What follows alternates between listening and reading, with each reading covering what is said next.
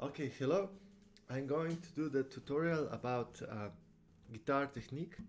Especially, I will concentrate on the left hand, this one, and I'm not going to do any editing about what I'm talking about and stuff because I really don't have time for this, and I just wanted to share the information that I think it's useful for people who are starting with the guitar or who are already playing or are really advanced and they play really difficult classical guitar pieces and they have some sort of problems with the nerves in the hand or in the back. Anyway, so please excuse me for the English or some strange sentences or if my flow is not like always, because I don't like videos about and tutorials who are all edited and people are just skipping um, the moments like that, and then it's always like da da da da da. Then people are just talking. It's annoying. I think it's unnatural, and it's not point here to be really like polished. And it's the music is important much more than my talking. So let's just jump to it. Okay. Uh, but I have to do to give the introduction. People are usually, especially the students who are in the like 20s or 30s, 40s, like not, I mean, not kids. They are always thinking that you have to play guitar with fingers.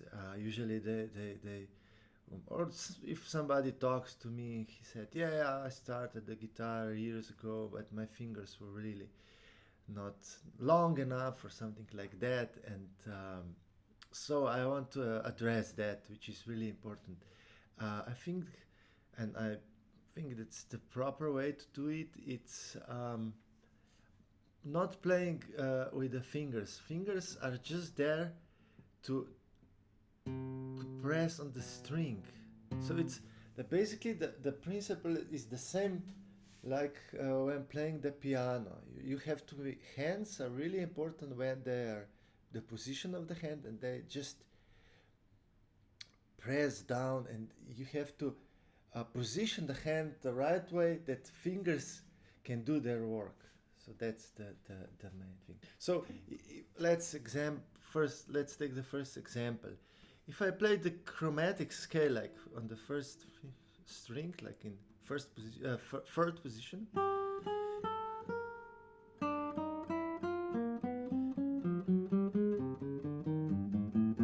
the movement is really linear, like horizontal. But what is important is that if you play, if you put hand into one position and then you try to develop something on the other strings to look, if I play on the first string and I don't move the fingers, I mean I don't move the wrist and the thumb, and I just want to, it's really, you can see on my hand already, it starts to be really tense. So the principle here is to play with the wrist and elbow, like this is the whole hand, this is the whole body that we are using. All of this side for the left hand, for the right hand the same. And if I play like chromatic scale again, look how my wrist, my hand is going from this position to that position. So from that angle, look, it's up, it's up. So if I go again,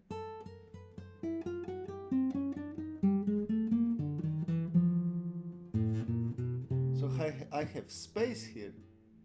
My fingers can touch down. If my hand position is still here and I try to reach the sixth string, it's really difficult. And I can see a lot of people are playing like that, with stretch fingers here. You can develop the techniques, but you have to start really early, and body then adapts. That's true, and it's okay if somebody is playing like that and it works. Doesn't matter.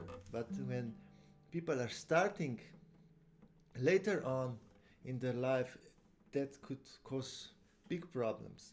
And the exercise here is, if you go just chromatically,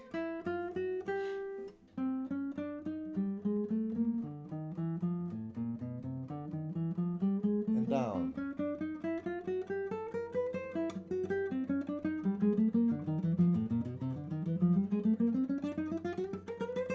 and so on. So it's really important that you have to do and it works when playing scales, and maybe it's more important, even more important, when playing chords. So, for example, if I play C7 major chord, which is like a nice jazzy feel to it,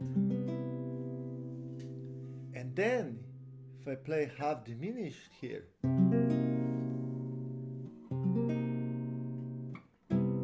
from here to here, you really have to be careful. You should extend your elbow.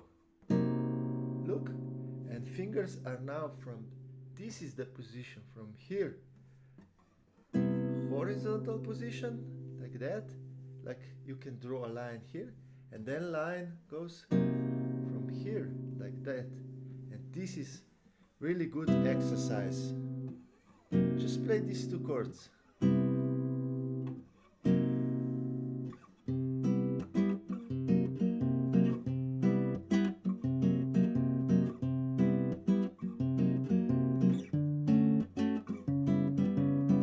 Oops.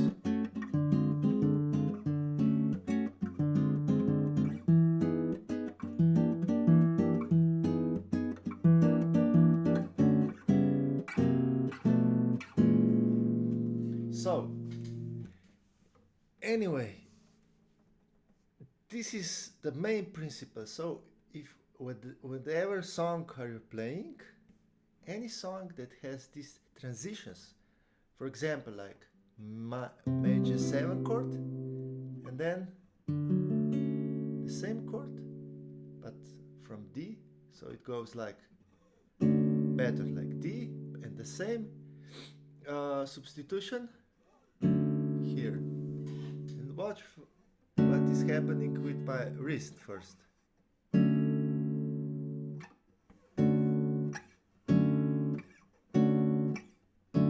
Now elbow. Look, elbow. So maybe just camera. Adjust the camera a little bit. Here is like that. It's like that. So it goes from elbow is close to the body, and elbow even, and it reaches out but towards the body. Out, in, out, in. And this is another one of these really great exercises. These chords are, I'm talking for an intermediate player, not difficult. And they can be really nice and legato.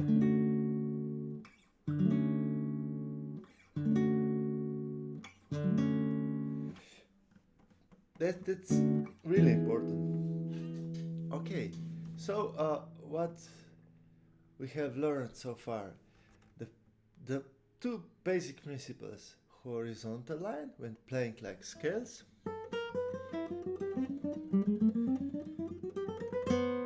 and vertical line like playing chords, or I don't know, like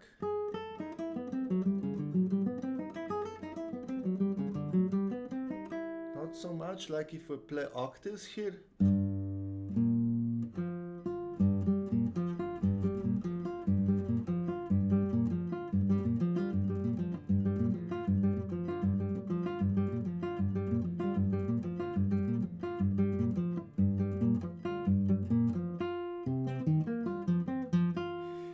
some sort of this kind of intervals which are more apart. So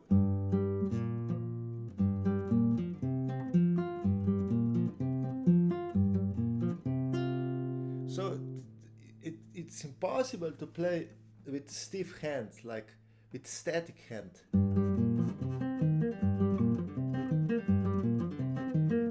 Anyway, it's really hard. So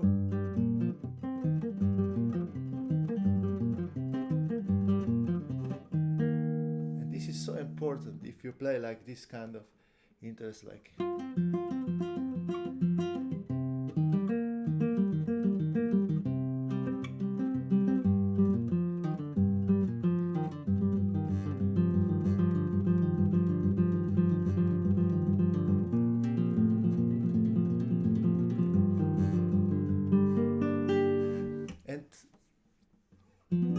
try to.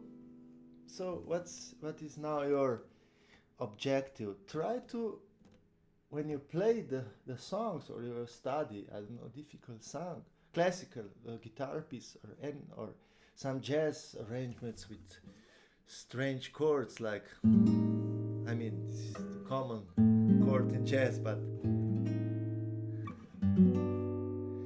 with difficult.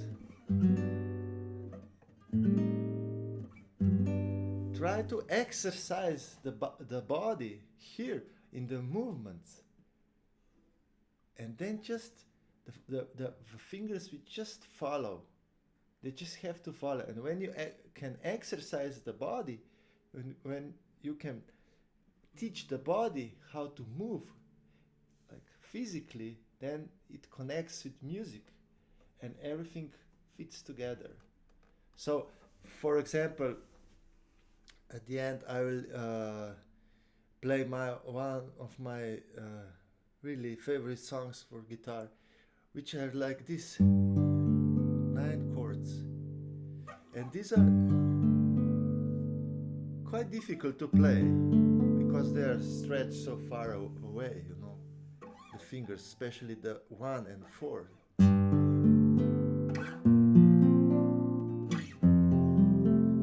The first position, it's really difficult, but if you can learn how to put where to put your elbow to help your fingers to be in the semi-relaxed position. It's difficult with these chords. This is not the relaxed position, but I can still play relaxedly.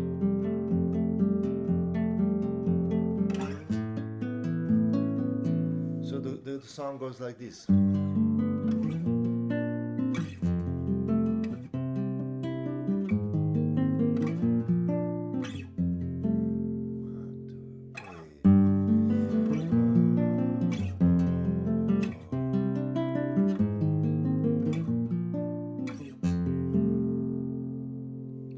Also this one, C9 major, C major 9. It's really difficult to play this chord if you don't know how to put your fingers, especially the pinky one. Pinky one must be extended, and here is the center of the gravity of this. Here is the most important grip. Then this will just follow. That's if we go really much deeper into this technique, much more deeper. You can concentrate. Where is the balancing point? Like if you hold a stick when drumming, there is like a fulcrum. You can get it like here I have a stick. If you go like this, and this is the fulcrum. This is the sweet spot. Here the stick really bounces, and this is so important. Here is the same. If I play this chord, I don't know, I'm just making it up. But really nice chord, but difficult to play if you, especially for a long time.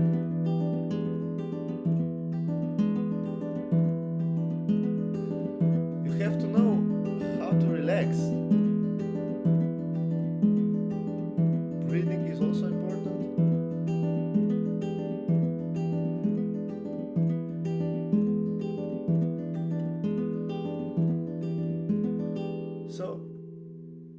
point is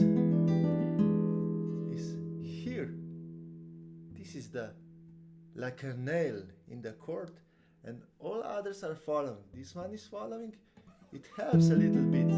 It helps a little bit. Especially these two, but this one, this first and one, you can't pressure here because the balance point or the fulcrum, like we were like the balancing point, yes, where it goes like pump from other side. It's here. This is really important when playing music. So whatever song are you playing, try to teach your body. I mean, if you want to be really fast, playing with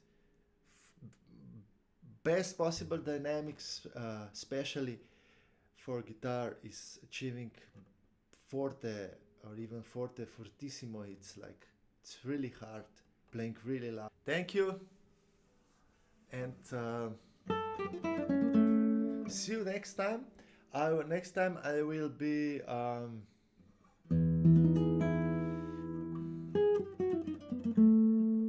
we can touch a little bit about right hand technique and all sorts of stuff.